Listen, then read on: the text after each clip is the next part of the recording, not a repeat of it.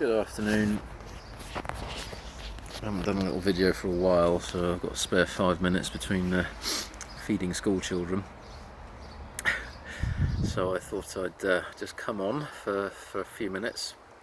There seems to be a bit of a theme going at the moment, not only with my children at school, but across the country, and it's the theme of bullying.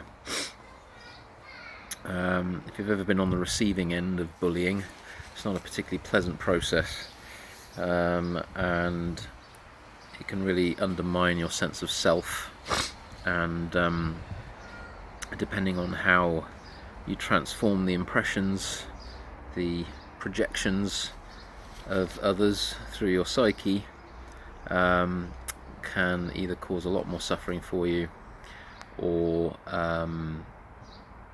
depending on how skilled you are at working with those kinds of energies, less suffering. But most of us, are still a work in progress, and when we get poked and prodded and bullied and forced and coerced, it tends to cause a lot of anxiety and a lot of stress. So I just want to talk a little bit about the transformation of sense impressions, because if you can imagine, your consciousness is like let's rephrase that. Your soul is like a still lake, a still lake of water, and a sense impression comes crashing into this still lake like a meteor hitting the earth, or like someone throwing a rock into a still pond. That sense impression, that projection of energy, whatever it might be, it could be words, it could be something physical, it could be a situation, basically comes crashing into that stillness. The tsunami of ripples that are caused within that still lake through the sense impression then creates an imbalance in that stillness, right? It creates a wave, a disharmonious wave within the still pond, within the still lake. And ultimately we have to get good, we really do in today's times, get good at transforming those waves. We really need to get good at allowing these sense impressions to ultimately just come through us without creating the ripples. Typically the ripples are ultimately caused by a resistance of the water to the rock, right? And it's similar with us. If we're resisting through some reason, it could be an ego, it could be an attachment, it could be an expectation of how people or how the world should be, which is a big one at the moment, then the more resistance there is, what tends to happen is the higher and the more the ripples are. So we've got to almost, when we're on the receiving end of some of this, I like to call it nonsense, because it is nonsense ultimately. Most of it is meaningless nonsense. When we're on the receiving end of it, if we have a very strong sense of I, if we have a very strong resistive effect, we're going to suffer more. We almost have to get to a point where we become this transparent mist that just absorbs or allows these things just to go through us without any ripples whatsoever. We have to become empty. We have to empty ourselves of I suppose this sense of resistance to what is. I'll give an example. My youngest daughter at the moment is having problems with a couple of girls at school. They're bullying her, and part of the reason she's suffering the most is they used to be her friends, and for whatever reason they've kind of turned on her, and they've been bullying her on social media and bullying her in person. And the thing she's struggling with most, it's not necessarily what they're saying about her, not necessarily what they're doing. It's the fact that they are behaving in a way which is contrary to what she would expect from another human being. And as much as she's correct, she's suffering because she's not accepting that they aren't behaving like that right now, and that she's not allowing herself to set the appropriate boundaries. So sometimes we have to accept the impressions and the projections as they are. Okay, we not look into the world and expect it to be something different than it is.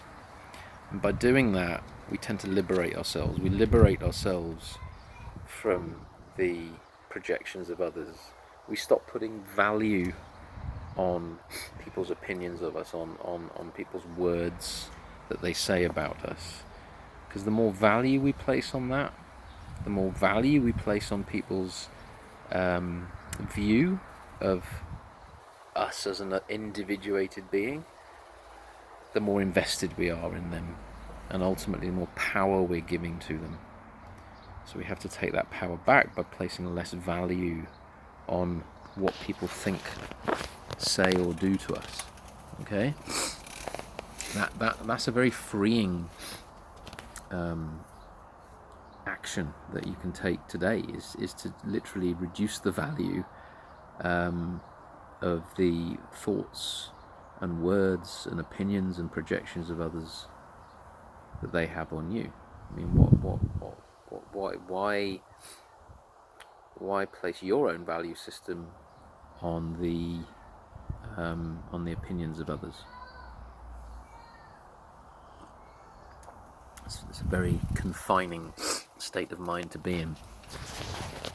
And it's very similar at the moment with what's happening in the newspapers, particularly for people who are refusing, not necessarily refusing, but are choosing, that's probably a better word, choosing not to inject themselves with an experimental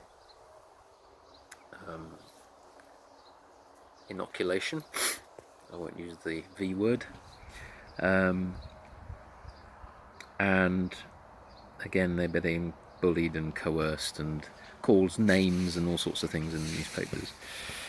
And again, there's a lot of people getting angry about that. A lot of people who are choosing not to take this inoculation are getting angry that, you know, that they're getting projected upon, instead of actually looking at the response and the coercion and the bullying, and not allowing it to, or not giving it, or the words of mostly unknown people. All right, I mean, who do you know as a reporter in the papers that might, you know, write about you in a generalized format, or you as a part of a group or a community of individuals who are choosing a certain way of life?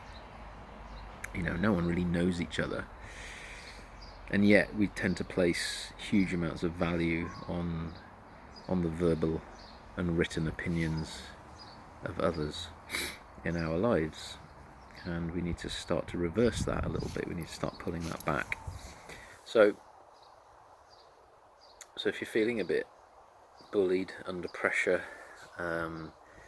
isolated, ostracized, then take some solace in the fact that it can be a strengthening challenge to go through stuff like this, as long as you look at it in a way which doesn't generate too much anger and hatred within you, because that's what ultimately this energy wants to do. It wants to perpetuate itself by plugging into people's deepest fears, and as humans, one of our deepest fears is disconnection. So know ultimately that there are always like-minded people. You're never really on your own. The people that might be surrounding you at the moment might not be the people that you really want in your life anyway.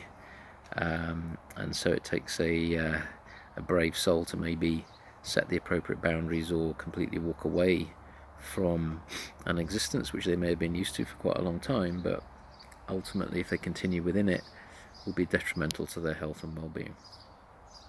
So stand by your guns, be that individuated expression of consciousness that you are, and don't let anyone's words or anyone's opinions of you sway you out of your own integrity and authenticity. Okay?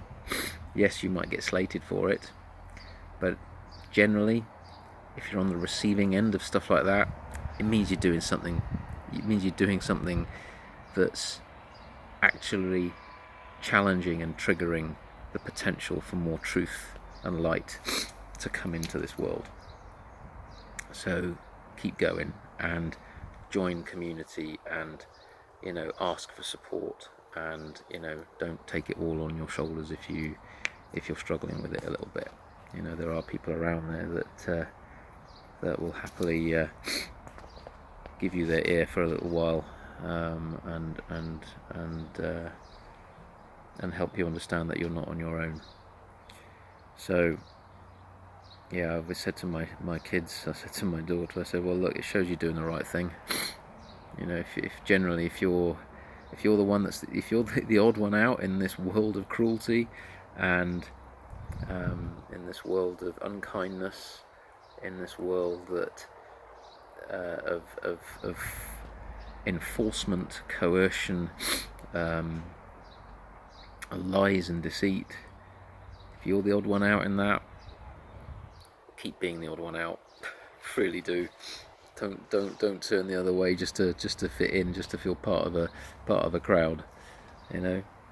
Keep being the odd one out, because you're doing the right thing. You're doing something right. And stay strong. There we are. See you next time.